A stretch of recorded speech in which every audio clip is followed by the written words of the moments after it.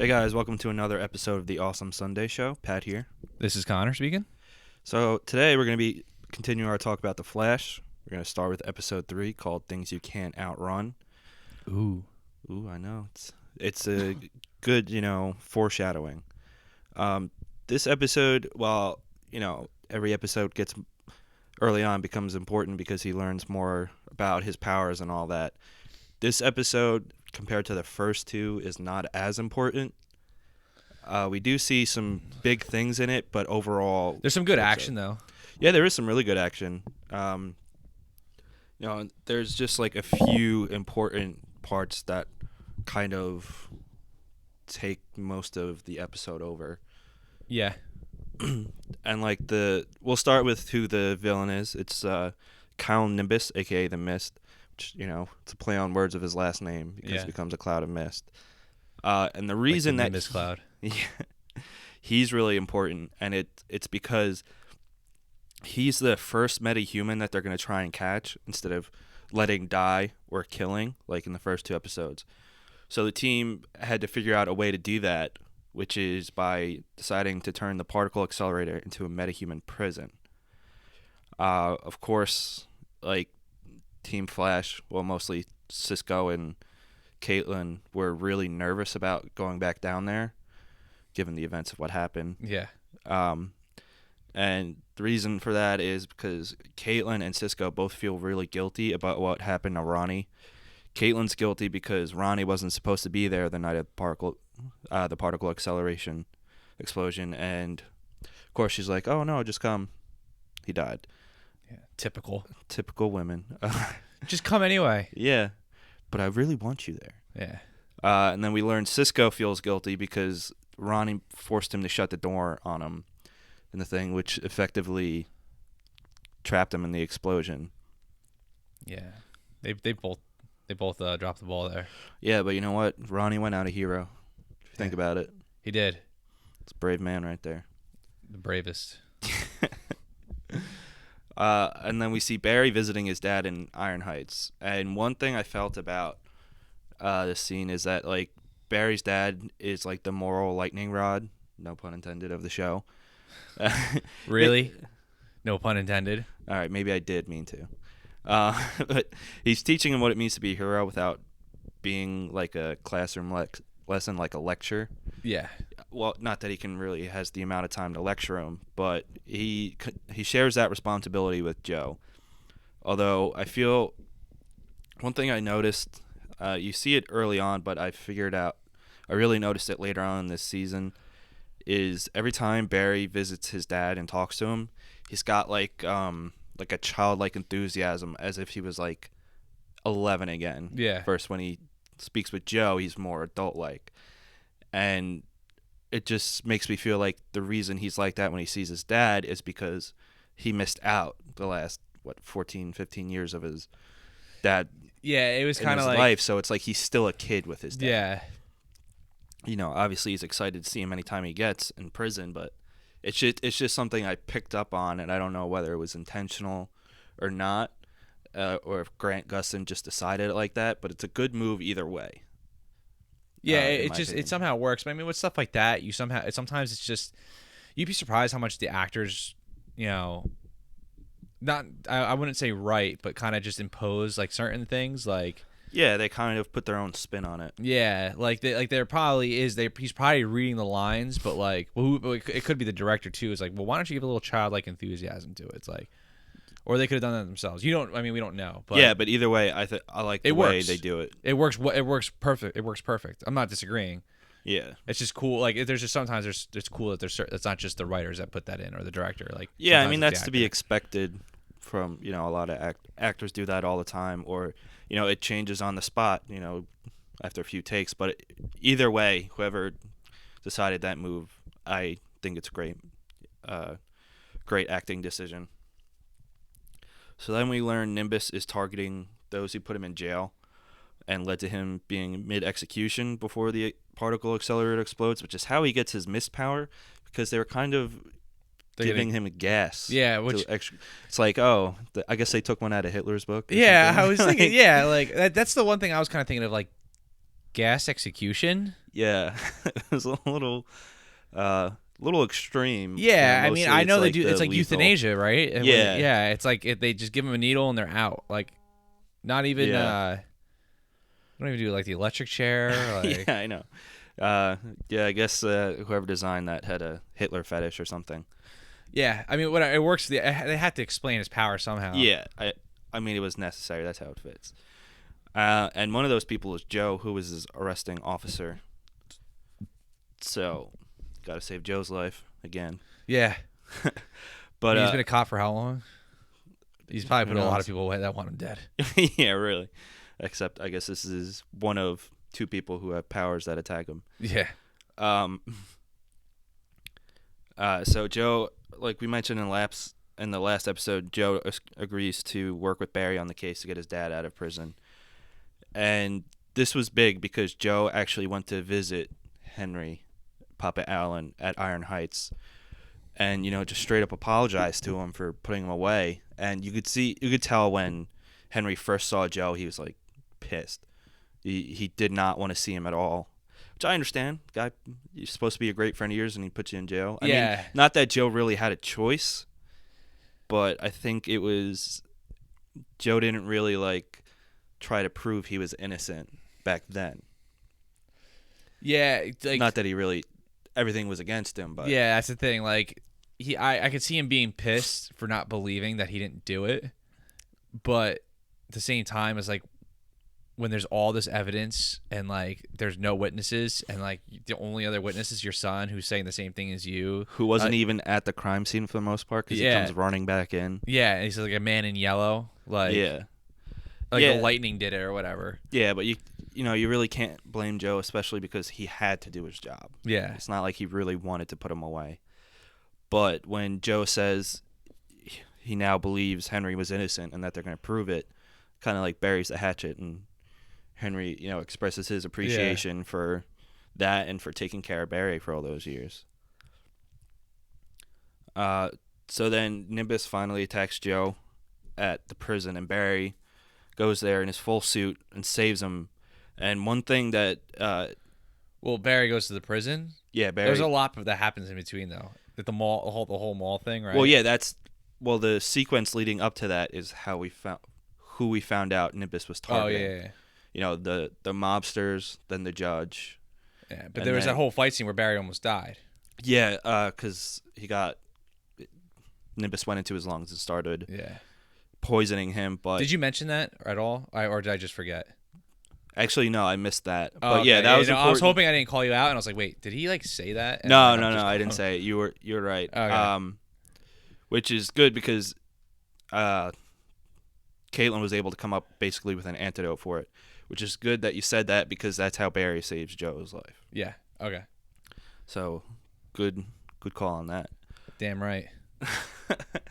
And while he was there, Barry picks up a new technique he's going to use, which is he uses his speed to blur his face when he's interacting with people who he doesn't want to find out his identity, like how his dad was there. Even though I want to show if I was him, I'd show my dad I was Yeah. a hero. But That's the thing too. I get it because he's already in prison. If Barry starts putting people away, whether because he does help with like petty crime and stuff too, like find out that's it's Flash's dad. Yeah, but do you think Henry Allen would say, "Oh, by the way, Barry's dad"? No, not in prison. Probably wouldn't. Be I think a he good would be able to idea keep that a anyway. secret. Yeah, but it's just I guess Barry's not ready to do that, and then it's also so the cameras won't be able to see his face. Oh, that too, and I mean, like your first reaction, if I saw you like speeding around and I saw your face, I'd be like, "Holy shit, Pat!" Yeah. Like, Henry would have done the same thing. Whoa, Barry! It's Yeah. like, Dad. Yeah, it's kind of like how in the Green Lantern movie where Ryan I hate Reynolds. how we always bring up that movie. I know, but one thing that I want to bring it up is because how Hal Jordan only has that like one strip, this tiny mask that goes across his eyes and like covering a little bit of his face. How but Carol's just like, you think I can't recognize you just because I can't see your cheekbones? and a funny line to that too was she's like, "I've seen you naked." Yeah. So that is actually kind of funny. Yeah, so that's what it would be like with this probably, because you could still tell if you were to see him, like, be like, oh yeah, that's Barry. I could tell. Yeah, Like, I mean it's not surprising at all. that's the one thing about superhero stuff. Like listen, like we do a whole podcast on superheroes, and like, Yeah, but like, I can't like the guy staring right at you, and you've known him for years, and like you yeah, can't tell it's him. Like, exactly. It's pretty stupid. yeah, when it is. happens. Like Batman Begins, it's understandable because you can only see his mouth and his chin. Yeah. Like I can kind of get that. Yeah. Man of Steel, like there's no like. I mean, they kind of sense. yeah, they kind of don't. I mean, Lois Lane didn't know Clark Kent beforehand, so Yeah. so it kind of makes sense. But like a Batman versus Superman, there's no.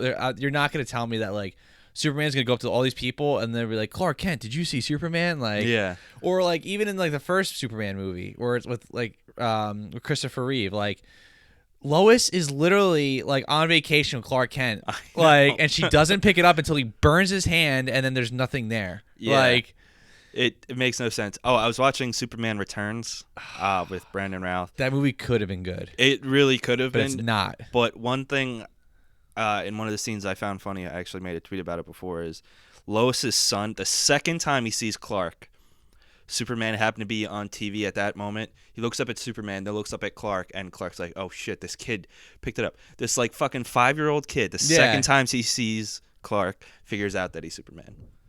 Yeah, that's the one thing, but it has to happen though. Like, Yeah. That's one of the things you can't get around. Like, I mean, like, I still got to get into Arrow, but like I know for a fact that like with Oliver Queen, like all he does is he just spray paints her over his eyes and he has a hood up. And do people like still not recognize him? Yeah. Yeah, that would, like Yeah. I can get past it. Like I Yeah. can, but like I can understand why some people can't. Yeah, I mean, at least Flash has a advantage of actually having a mask covering most of his face. Yeah, you see, and that's another thing too. Is like it's weird that now that I think about it, it's weird that he does that, like where he moves his face all around to blur it, so they don't recognize his face. Because I feel like if they just covered up his chin a little more, I think you wouldn't be able to notice. Yeah, probably. And, you know, he could just vibrate his vocal cords to change his voice anyway. Yeah. Another thing for Superman Returns. You'll see Clark in his get-up with, like, you know, his hair's just fine. It's just like it is. But then when he puts on his Superman costume, his hair is all, like, gelled and perfectly, like, coiffed. Yeah. It's like he takes the time to do his hair. Like as much as I love the golden age, like comic book ideas and everything like that, like there's some ideas that just were awful and like they just carry over. They don't carry well over into movies. Yeah, it's just like, oh man, I gotta get on my super suit and go save this person. Oh shit, my hair's not done yet. Yeah. Hold on. That's As if that one little like curly cue at the front of his head is gonna like. I'm glad they distract got rid people. of that in Man of Steel. Yeah. Like definitely. like as much as like we kind of criticize that movie, there's a lot of things they did right. Yeah. Like not giving him the red underwear, I thought was Thank God. Yeah. That was a really good idea. Just like it was like okay, cool, because like he's not. I don't know. Yeah. It just, I wouldn't be able to take him seriously if he had run underwear. Yeah, I mean the suit itself, like the suit's awesome. Yeah, 'Cause the suit's they definitely explain really they pretty much explain like how the suit is, you know, in the movie. But Yeah. all right, but going back to the Flash. Yeah. So Barry's going to be using that technique a lot throughout the rest of the season.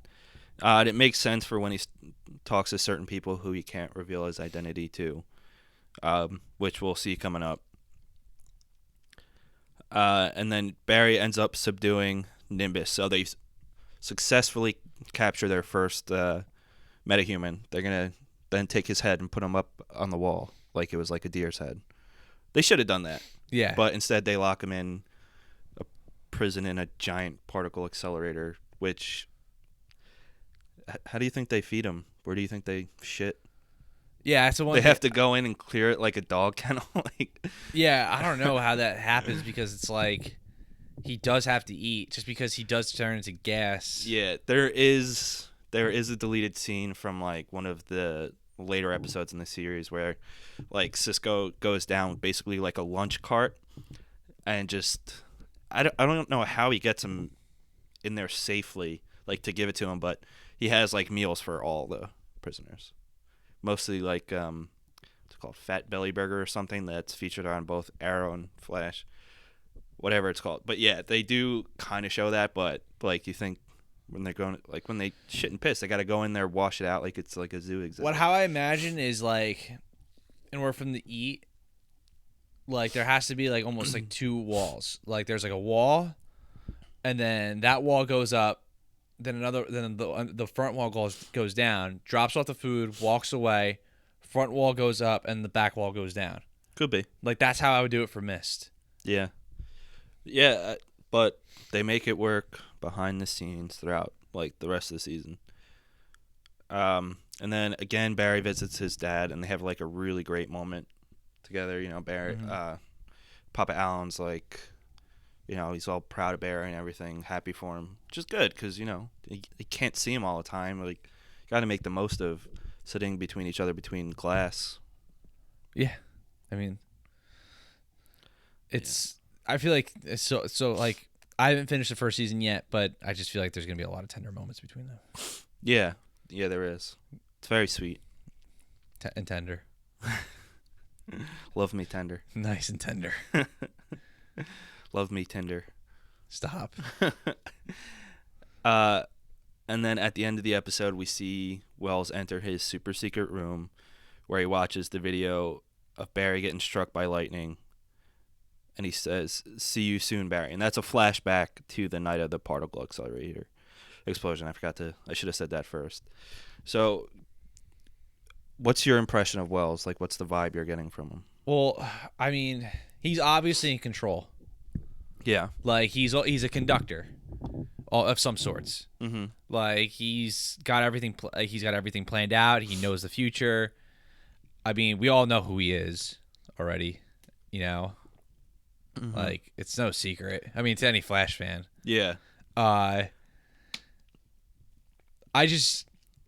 Did you know that going into when you first saw him?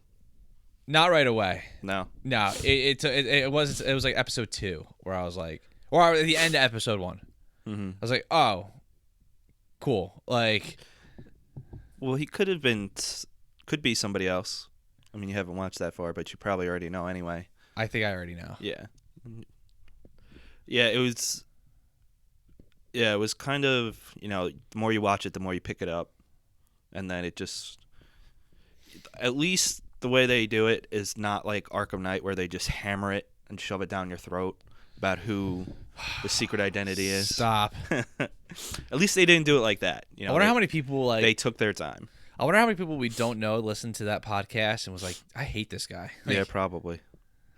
I mean, you know, it happens. It's my opinion. Yeah, it's whatever.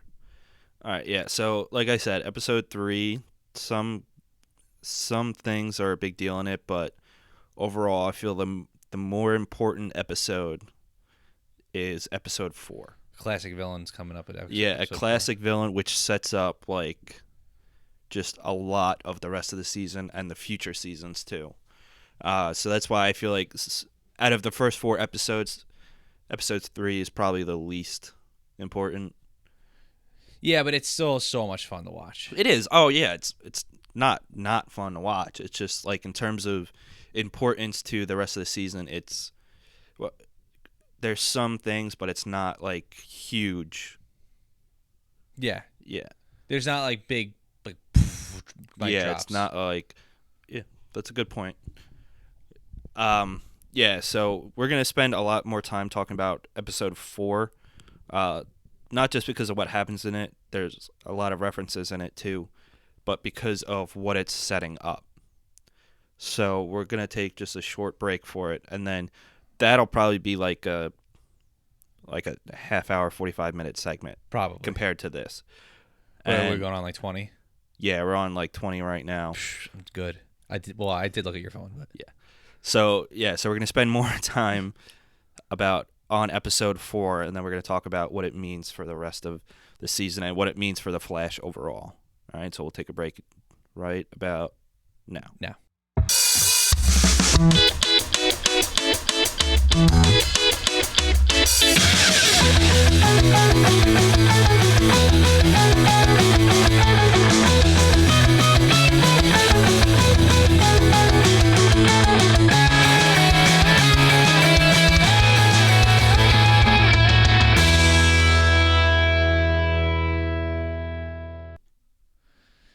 everybody. Welcome back to Awesome Sunday Show. And we are going to be talking about episode 4 of a really, really excellent TV series that we've been talking about the past few episodes. What's it called, Pat? The Flash. So, yeah, just in case you forgot what we were talking about, it's The Yeah. Flash. And this episode is called Going Rogue, Ooh. which is very good choice for an episode title. Great choice of words. It really is, because this is the beginning of the Rogues, which is obviously Flash's Rogues Gallery. You know, his main group of villains. It's like his collection of not arch nemesis. Yeah. But like some of his big villains, it's gonna start from here on to the rest of this season. This makes it a great season. Exactly. So we're gonna start with Leonard Snart, aka Captain Cold, who is one of the Flash's biggest villains. Yeah, he's one of the most memorable. Yeah. And for the sake of the show right now, he's tech based instead of being able to manipulate ice through his, That's his body. that's New 52 Captain Cold, right? Yeah, it's New Yeah. 52. He's classic Captain Cold, and he has his like cold gun. I guess that's really the only The way. cryogenic Yeah. gun, yeah. Yeah. It reaches absolute zero and then basically freezes everything, which is how he gets his name. Great observation, Pat. Fuck off. But he's played by Wentworth Miller, who I think played him really well. Yeah. Wentworth Miller is most notably from Prison Break, which is appropriate because we're going to see a lot of Prison Break actors on actually both Flash and Arrow. Mm-hmm. But the second Rogue we'll meet is also from Prison Break. But we only get a small glimpse of him in this episode. So we find out that the cryogenic ice gun was created by Cisco as a failsafe in case Barry became evil, and it was stolen from Star Labs by some janitor or something. So Barry and Snart first get introduced when Barry stops his robbery of an armored car, which actually contains what the hell is the name of that diamond? It's a reference to Black Adam. Oh, The conduct diamond. yeah. Yeah, which is straight up a Black Adam reference, which is cool. Which I didn't catch immediately. I didn't catch that immediately either. Yeah, like I had to on my second watching and read. Thinking I about it, remember went reading through. about the episode, and like that's where I found it. I didn't notice it Yeah, right away. yeah, no, I didn't pick up on it at all. Yeah, so between Barry stopping Snart's plan of robbing the armored car and Cisco creating the gun, they both inadvertently led to them creating Captain Cold and making an enemy for Barry. Mm-hmm.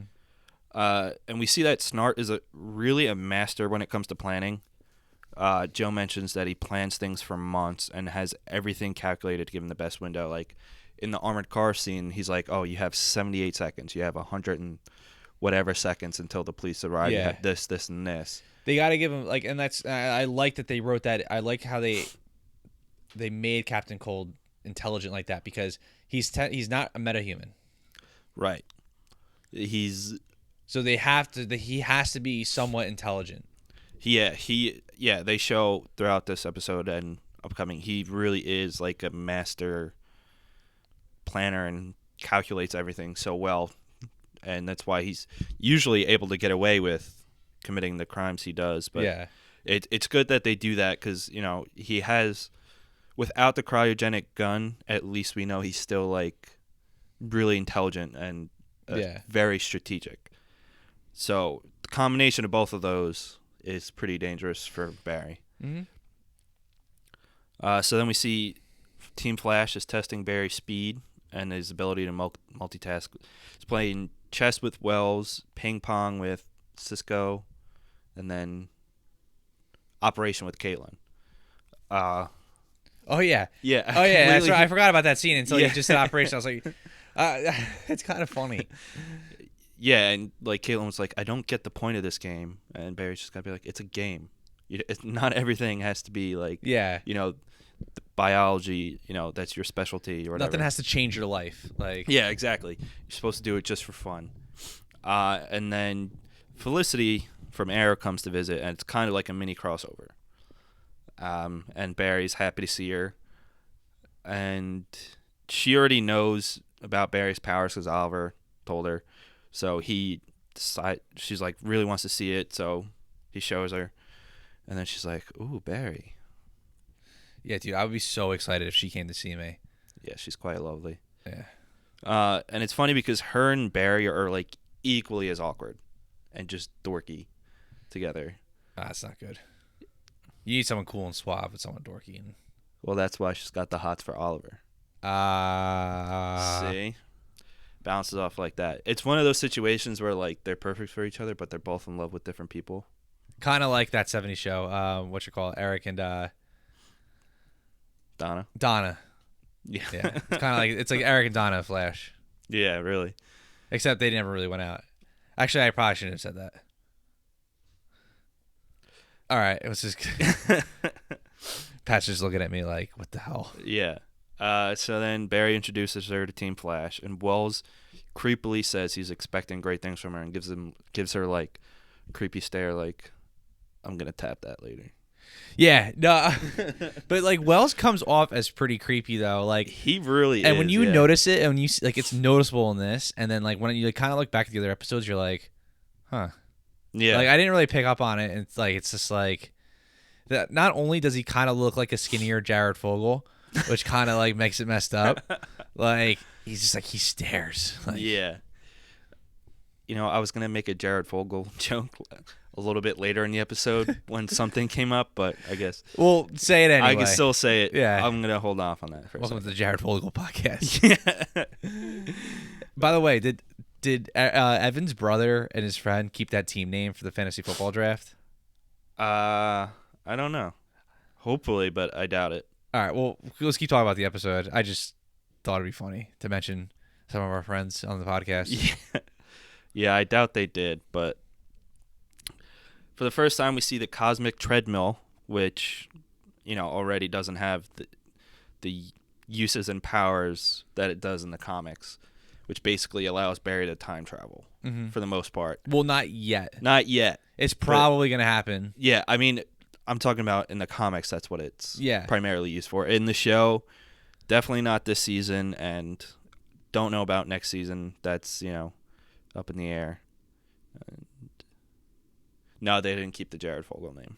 Oh, they didn't? No. Bastards. Oh, I was helping out with the fantasy football draft for one of our friends, and I made the team name Jared Fogle and the Subway Kids, and I thought it was a great name. It is a great name. What did they change the name to? To be honest, I don't even know which team is that. Not as funny. I already know. Yeah, it's definitely not. It's not as great as that is. Yeah. Still, Evan has the best name. I have to give it to him. What, Damien Fuck Kakuza? No. Pussy Money Weed. No. Damien Fuck Kakuza is way better. Isn't that your name? No, mine is JPP's missing finger. Oh, that's great too, actually. But Damien fucked Kakuza because he really did. In real life, he's married to her, no matter what he says. It's on the internet, so it's true. Yeah, exactly. He's just ashamed of it. He's gonna be so pissed when he listens to this, if he ever does. Yeah. That's all right. I'll still say it to his face. So then, at the end of the last episode, which I completely was an oversight because I honestly forgot that had happened, but Joe finds out that Iris and Eddie are dating, and he's not happy about it. Looks like you have a yarmulke on your head. Yeah, I put something on top of my head. It's late. Yeah, so things get really awkward between Eddie and Joe, as is expected, because he's dating his daughter. I wouldn't be happy about that, especially from my partner. Yeah, it's kind of weird. It's not just some like random dude. It's like a guy you knew. Yeah, a guy supposed to have your back and who you were and didn't tell you right away. Yeah, who you really had to care about in the context of like, he's your partner. I got to protect him. But now that he's my partner and he's dating my daughter, now I gotta worry twice as much. Yeah, about it, which is really why Joe's upset, because it's gonna affect their relationship, because it's just gonna make it more difficult, in like the heat of the moment, in case there's like a shootout or something. Yeah, because Which, he's like, it's like, what if it goes on to the next level? They get engaged, blah blah yeah, blah. exactly. Then he's got to worry about protecting his partner, And his and son-in-law. and his son-in-law, which I understand why he's mad. I get it, but it's just funny because it makes it really awkward. And then when Joe just gives Eddie the cold shoulder, Eddie turns on the radio, and then it comes up like a couple songs about love and a song about sex, and he's just like, all right, let's not listen to Yeah. this. This is just making it worse, which is really funny. So then Iris comes up with a genius idea for a double date between Barry and Felicity and her and Eddie Great idea. because she's trying to set them up, which I get it because Barry and Felicity make, but Barry's like, oh, okay. And then so they decide to go to a trivia night at the cafe that they work at, and Felicity way overdresses. Not in a bad way though. I mean, I didn't mind. Yeah, no, nobody mind. Eddie didn't mind either. Barry definitely didn't mind. She looked good, and so it was. You think Iris was pissed? She's probably jealous. She's like, And this- the inside, there's yeah, yeah, She's probably like, this fucking white girl. yeah. But then she's like, oh, Barry, see, she wouldn't show up like that in case and she didn't really like you. And Barry's just like, yeah, whatever. But I really liked their trivia team name. It was E equals MC Hammer, which I thought was really clever. Wow, that's like a fantasy football team name. That's a great name. I should have made mine that. But one thing, Eddie's a dumbass because do you remember the question that he got wrong? No, I actually don't remember. What is it though? 'Cause I'll remember when you tell me. It was, what is the name of Han Solo's ship? Yeah, the Millennium Falcon. Oh, wait, what did he say? Not that. I don't remember what he said. But He didn't say that. Yeah, he didn't say the Millennium Falcon. no, he said something completely wrong. He goes, guys, I really wish, I thought I knew that. I didn't expect anybody else to get it. And they're like, really? You don't see the people cosplaying as Jedis over there? You don't think they would have gotten it? But come on, man, how do you not know Han Solo's ship? Well, I want to know what he said. I don't know if Or did he not say anything? He said something, but I don't think we see what he said. Like it didn't. We didn't hear him say it in this. I don't know if you could write anything like to like replace like to make it sound like to make it be like for someone to get confused with like. Yeah, he's an idiot. It would have been funny if he. It would have been funny if he said, "The spaceship from Star Trek."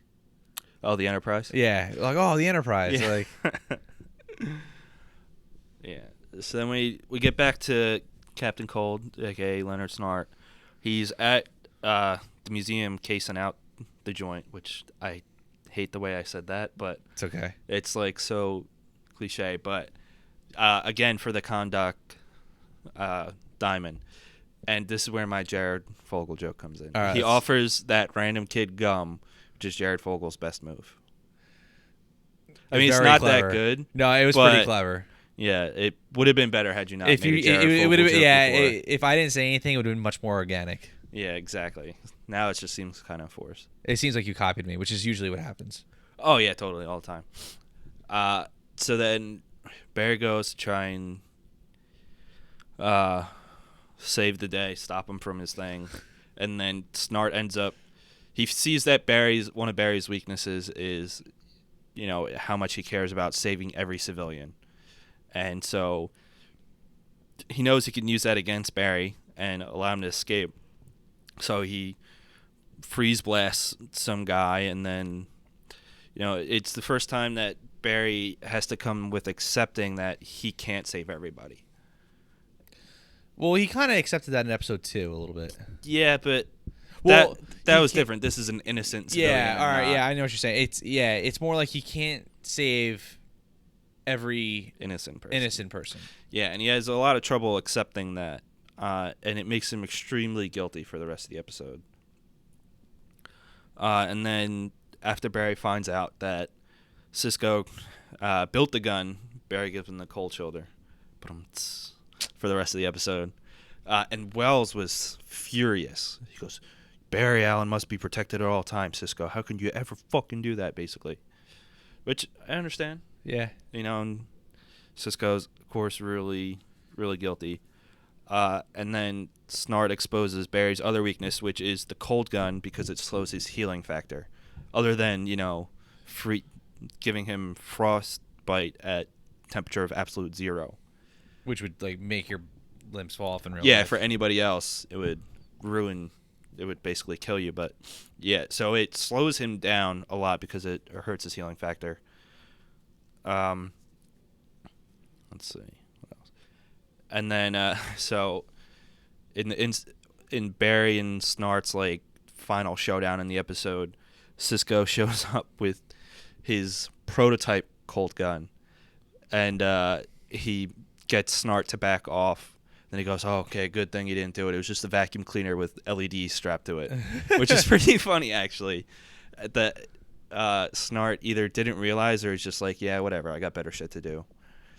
And then the episode ends with Snart giving that flame gun, which is, I guess, whatever the opposite of absolute 0 is in terms of, I guess the gun's as hot as the sun or something like that. Yeah, whatever. To his old partner Mick Roy. Excessively hot. Yeah. Whose old partner Mick Roy, who ends up being Heatwave, another one of the Rogues. So now this episode introduces us to 2 of them. Who, I mean, we barely get a glimpse of Heatwave, but it shows that Snart is. He even says it. He goes, "I'm getting a team together," which is kind of the start of the Rogues, but Kind of. yeah, The Rogues are coming. Yeah, the Rogues are coming. Like the British. Way faster than the Frost Giants. Yeah, really. Or way faster than Winter. Yeah. That's a Game of Thrones joke for people who didn't pick up on that. Yeah. But yeah, it's really an important episode because it puts a lot on Barry, and it's I'm really happy with the episode because I love Captain Cold, and I love the way that Wentworth Miller is portraying him. And it really just means big things for the rest of the series. And like we do get an episode later on. It's not a spoiler because it doesn't spoil the plot of it, but where Cold and Heatwave end up teaming up in one episode, which is really cool to see. And why don't you go into a little bit about the Rogues? Like in general or in the show? Like their importance. Well, I mean, it's just when it comes to the Rogues, like they're pretty much like not because one of them together, like especially like later on, like not one of them can just take down the Flash. They need to work together. So they're kind of like what's so important about them is that it's one of the few supervillain teams, really, like, or they're not even really a team, but like they work well together. You don't when you usually see stuff like the Legion of Doom or Suicide Squad or even like the Sinister Six in Marvel Comics, villains usually tend to not get along. Yeah. And in most of the comics, what I really like about the Rogues Gallery is that like they go out for drinks together sometimes. Yeah. Like they even show that in Justice League Unlimited. Yeah. Yeah. That's when I first kind of got hanging into out it. at the bar. Yeah. Yeah. And like they all like they're friends. It's like weird for villains like that to get along with that. That's why I love the Flash in general, just because his villains are just so timeless and memorable. Like yeah, definitely. It's funny. And not all of them are about murder. Like most villains too, they tend to be like very extreme to give the hero kind of more of an incentive to save the day. Yeah. But not every Flash villain's a murderer. Some of them don't want to kill.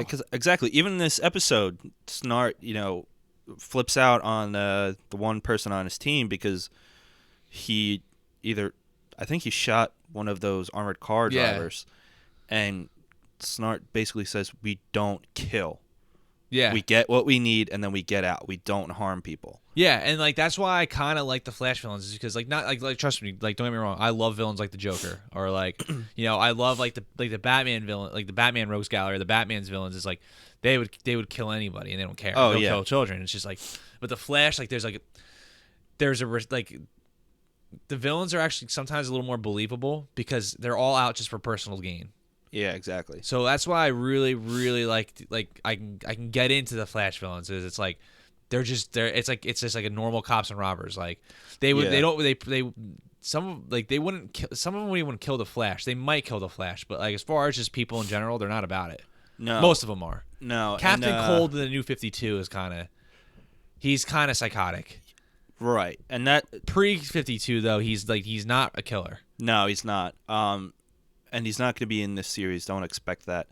There was one instance in the comics where I think one of the Reverse Flashes, did he kill Iris, or he killed somebody close to the Flash. I think it was Wally West at the time. Well, I think he killed Iris. Yeah, because okay. Iris was supposed to be Barry's first wife. Right. Okay. And yeah, so it was Reverse Flash that killed Iris. Yeah. In the comics. So he killed Iris, and then the Rogues got revenge for Barry and killed him. Yeah, that's it. Yeah. I completely forgot about that. That's true. Like, so there's almost like a mutual respect. Yes, their goal isn't to kill the Flash like Batman's villains are. You know, they want to kill Batman and make money. Theirs is more to get money, and then they don't actively seek fighting out the Flash. Yeah, they would rather avoid the Flash. Yeah, but like, I mean, they wouldn't mind apprehending him. Yeah, they wouldn't mind stopping, but there's no real death. Like, that's why I really appreciate the Flash, because in comics, which so many comic books are just dark. Yeah, which is fine. Like, I love those storylines. It's nice to see the Flash is still really upbeat. Yeah, and you know what? It's a good contrast to Arrow, because Arrow is very dark, very gritty. And the Arrow comics aren't that dark though. No, but that's the way they're portraying the show, and then which I don't mind either. Yeah. It's fine. I like it. It works. Mike, even when Mike was on the podcast last, he said it's pretty much the Dark Knight series, like the Dark Knight version of that CW DC television universe. Exactly, and it's good because the DC extended universe they want it to be very dark. Like, if you think about it, Man of Steel was dark. It was dark for a Superman movie. Yeah, it was dark for a Superman movie. Batman v Superman looks really gritty. It's going to be dark. Yeah. And then they're planning the rest of their overall universe to be like that. So having an upbeat show like The Flash is a good contrast, because you can't have everything dark and brooding. And The Flash is a great character to have, the fun side to it, the upbeatness to it. And they're also leaning to do that towards Supergirl, it looks like, but right now we have The Flash, and the way it was scheduled this past season, it's going to be scheduled this season, is The Flash is like on Tuesdays, Arrows is Wednesday. So you get the upbeatness one day, and then you get the gritty darkness the day after. So it's going back and forth. So it's not the same thing over and over again. Yeah. But in the DC extended universe, given how their plan is to make everything gritty, like the Dark Knight trilogy, I wonder if they're going to they can't really do that with The Flash, and they shouldn't. It's not. Yeah, it's like the thing is it would be way out of place. Like, if they did a Flash movie dark and gritty, I don't know if I would like doing like a Mega Man game, like Gears of War or something like that. Yeah, like it just wouldn't work.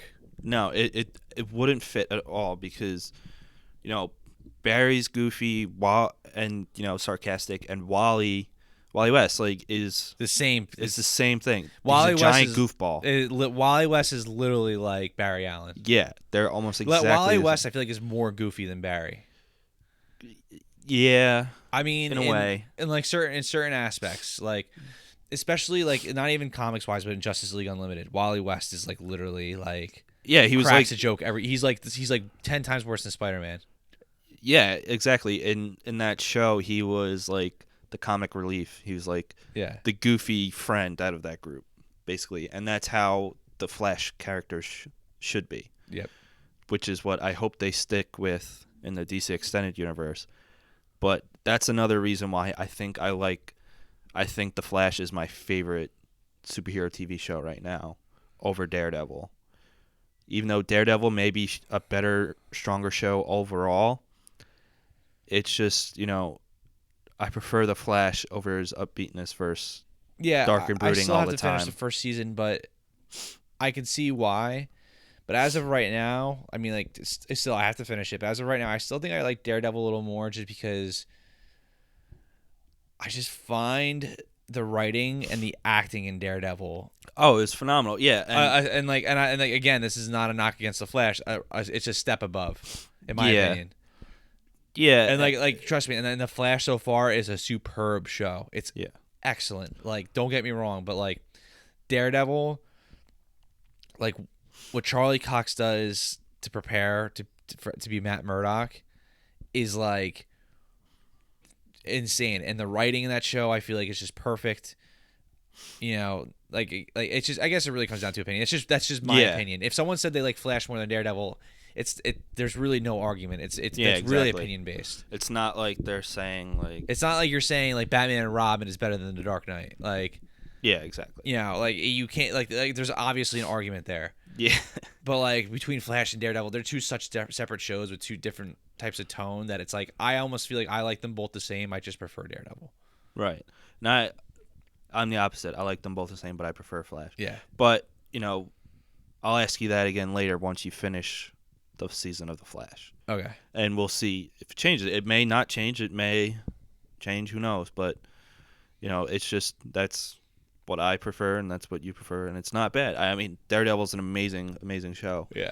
Like for me, it goes Flash, Daredevil, Arrow season 1 and 2, then Agents of S.H.I.E.L.D. season 2. I Arrow still season haven't really watched Agents of Shield. I'm not really into it. it I watched a lot of the first, not a lot, but I watched it. I watched like maybe the first one, like the 1/4 of the first season. I was just like not. I was like not about it. it wasn't the first half of the first season is not good, but when the Winter Soldier tie-in comes in, it picks up, All right. and then it separates itself. And like season 2 is pretty good too. It's better than season 1. Like it's consistently better, and the reason I think Agents of S.H.I.E.L.D. works as its own is because it's setting up a lot of smaller things that they can't do right now in the MCU because they don't have the time for it. But over 23 episodes, Agents of S.H.I.E.L.D. has more to do with it. I just feel like, and I just, well, I shouldn't say I feel. It's just the one thing I read about that, like when people write about that show, is that they're like they just wish that the MCU is holding it back. Like they Yeah, want to explore and do things. Like the writers really want to like do their own stuff, but like again, Marvel having the heavy hand. it is holding it back. I agree with that. Yeah, like I and do. again, I haven't watched too much of the show for me to Yeah, it to judge, but that's just from what I read. It's like, well, am I gonna get into a TV show that I feel like is being held back, or am I gonna get into a TV show where the writers have whatever they want to do and it's excellent? yeah, and There's so much that television is out one there. thing that Agents of S.H.I.E.L.D. suffers from, other than a really weak first half of the season. But I got into it after the Winter Soldier tie-in. But that's what the difference between Marvel's TV universe and DC's TV universe. That's why they work differently, because in DC's TV universe, they're afforded that ability. They don't have to work with what DC's cinematic universe is doing. Well, I feel like Marvel's universe is getting there with Daredevil, And we'll see if it and there's like a sticks. Luke Cage. Luke Cage, aka Jessica Jones, Iron Fist. Yeah. Then Oh Defenders. God, Iron Fist, dude. When that series is released, you won't see me. Yeah. Like I can't wait for Iron Fist. It's Yeah. not that he's one of my favorites. He's not one of my favorite superheroes. He's just really cool. Yeah, he is. Yeah, so we'll probably see them getting more freedom as as they can do that.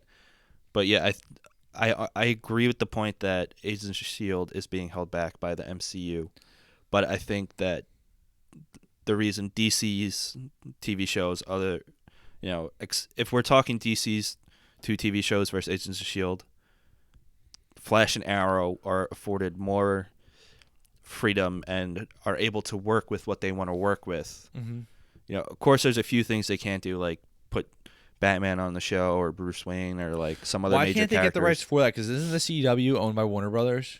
Yeah, it's just that the chief creative officer of DC, Jeff Johns, who does some work on both of those shows and will on Supergirl, is like, we have a too big of a plan for Batman right now to put it on. But on Supergirl, they're gonna reference Superman. I mean, they can't not, and they even show that in like the 5-minute trailer for Supergirl. Like you see Superman. Well, do you remember in Man of Steel that scene where Superman's coming down, and then he's kind of like the way the sun is shining. You just see him as like a shadow. Yeah. That we see one glimpse of that in Supergirl, but they do openly reference him. They're like, oh, your cousin this, Superman this. Because I just can't imagine a show like Supergirl going around and it's like they just don't show Superman. Well, Supergirl, they can't not. They won't show him probably, but they will actively reference. But not him. even show, like, not even just reference it, but like show me Clark Kent. Like, it just doesn't. It's just like weird that, like, it's like I just feel like if you were to do like a Cheers spinoff with a bar right next to Cheers and you don't see Ted Danson, like, just wouldn't make sense. I know, it's just they're just not. I don't know. I don't know. Well, probably not. And listen, I'm not trying to wish ill fate on the show. Like, I hope it does well. Like any other show, I hope it does excellent. It's just like I can't imagine that being. I imagine that being like a problem. Like, just the show. If the show's really good where it makes me forget it, then hey, God bless it. But, yeah. Well, it's the same reason that they can't do Blue Beetles, because they have a bigger plan for it and they don't want to do it. But Blue Beetle isn't showing up anytime soon in the DC Extended Universe. Yeah, and like that's the thing. And there is a Flash movie, and I mean, granted, the Flash is a much bigger superhero. He's one of the big seven or whatever. Yeah. Or Big A or whatever you want to call it. But. Yeah. For the most part, other than not being able to show certain characters, DC's television universe has that advantage over Agents of S.H.I.E.L.D. Like on Arrow, they even got to use Ra's-al-Ghul, which is one of the biggest villains in DC Comics. In Batman, which further proves that Arrow is essentially Batman on TV. Yeah, and if you think about it, Arrow doesn't really have a whole lot of the Green Arrow doesn't really have a whole lot of his own villains for the most part. Yeah. Like he has some, but he doesn't have a lot of big names, which is why on Arrow he has that one villain that's like that's an Archer too. Yeah, Merlin. He's in it, but like they have to use villains from other major characters on the show to fill that in. But I would, we'll never see Bruce Wayne on the show, even though Gotham has a young Bruce Wayne. But we'll probably is Gotham a part of the same universe as no? So it's completely different. Right. Flash, Arrow, and Supergirl, and then Vixen, which is an animated online show, are all in the same. And Legends of Tomorrow. Yeah. It's called. Most people refer to it as the Flarrowverse because Flash and Arrow. I actually really like that. I do too. I like it. Yeah. So. Flarrow. But between Flash, Arrow, Legends of Tomorrow, and Supergirl, there won't be a crossover anytime soon. But we will see plenty of that on Legends of Tomorrow, Flash, and Arrow, and it happens. And they're planning for like each. Isn't Supergirl on CBS? Yeah, but it's owned by Warner Brothers. Oh, CBS is owned by Warner Brothers? I think so. And I didn't know that. And it's the same producers and everything. Yeah, so it's pretty much so they can do crossovers. It's just CBS doesn't want it, at least not right now. But Flash and Arrow, they plan. Oh, so the Supergirl pilot is like they're not even producing the show yet. Or are they shooting? No. They already filmed it. It was done because it leaked online. The pilot. Yeah, I know that, but not the series. Like they haven't even started filming the series yet. No, they are filming it now. But is CBS picked it up, or are they just filming it? Oh yeah, CBS right from the start gave it a full order. Oh, okay. Yeah. So, but between Flash, Arrow, and Legends of Tomorrow, there was already two crossover episodes, and that Felicity mini crossover, and between the two shows, and they're planning at least 2-episode crossover each season of both shows from now on, as they're both on. And then Legends of Tomorrow is just a giant crossover series because it features characters that have been prominent on both Arrow and Flash. All right. Which they have that affordability. That's why I would like to see a crossover between like Agents of S.H.I.E.L.D. and Daredevil or Defenders or any of those, even though we probably won't see it. But they can afford to do that because they go in line with the MCU. Let's not forget like how young these shows are. Yeah. I mean, Arrow is the oldest show, and it's 3 seasons. Yeah, exactly. Like 3 seasons in less than 3 years. Yeah. Yeah, and then S.H.I.E.L.D. is going to their third season, but So like they're not. it's possible. It's not like these shows have been around for like 6 or 7 years, and you're like, is there still gonna go on? Like, yeah. And you know what kind of sucks though, between like that you mentioned that you can't show, like they won't show Superman when, but when Smallville was around, they had like every major character imaginable on yeah, it. and that show just. That show was not good, but Yeah. like they had Aquaman, Flash, Brainiac, Darkseid, Green Arrow, Supergirl, like Blue Beetle, Booster Gold. Oh We're wow, all on it. dude! I hope they do a Booster Gold show. That would be I so funny. I would love it. They Like should just him have. coming from the future. Like I feel like you can cross it over with the Flash because oh man, like that would be like how like kind of like how like Arrow was in the first episode of the Flash. Mhm. Like Flash would be in the first episode of like the Booster Gold show. Yeah, that would be great.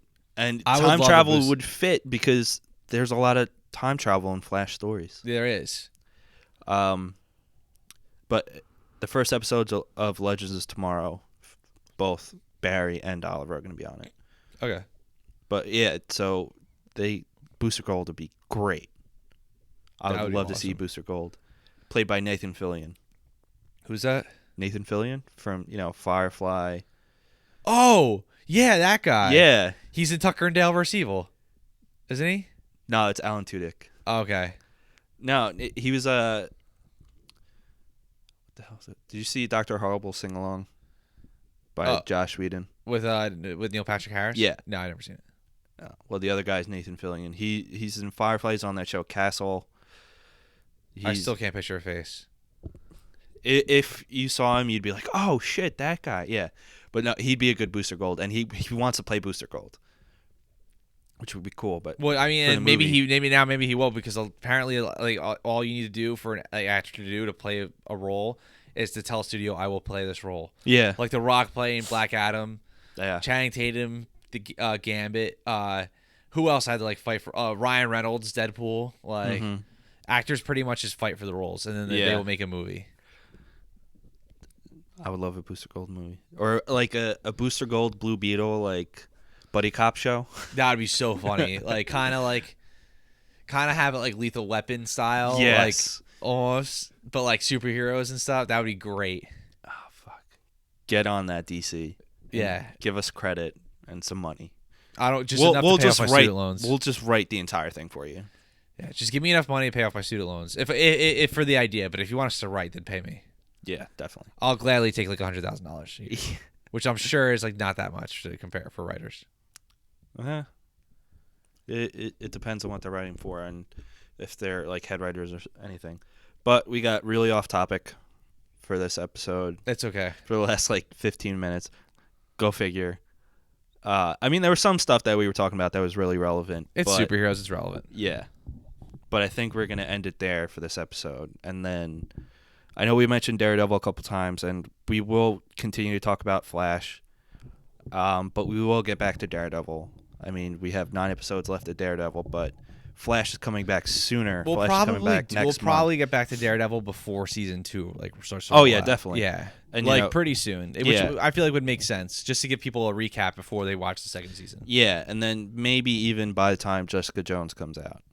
But the reason I want to do Flash is because Flash is coming back next month on October 6th or 7th.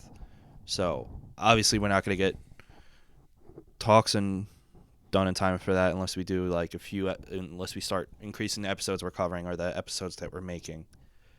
But yeah, we'll get to it. Yeah. Flash is more important now because Flash comes on sooner. Daredevil will get done.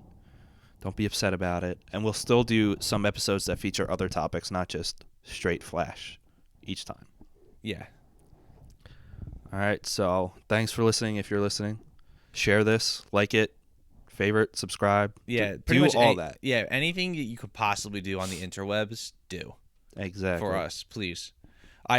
This is like what I wanted. This is like I would love to not get a real job for like because of this. Exactly. I would too. That'd be great. I'll work just as hard Yeah. as if I was working a real job, if not harder. Listen, if we have to, we'll do like 4 or 5 hours of this a day. Just make it happen. Yeah. Oh yeah, that'd be great. That would be awesome. We'll just do one long show. We'll just make a giant live radio We'd have show. to think of a new name, though, because it wouldn't be Awesome Sunday Show anymore. Or we would just do more podcasts, different show names. Exactly. We'll start a whole network of podcasts. We'll just do like a podcast like based on like Hellraiser.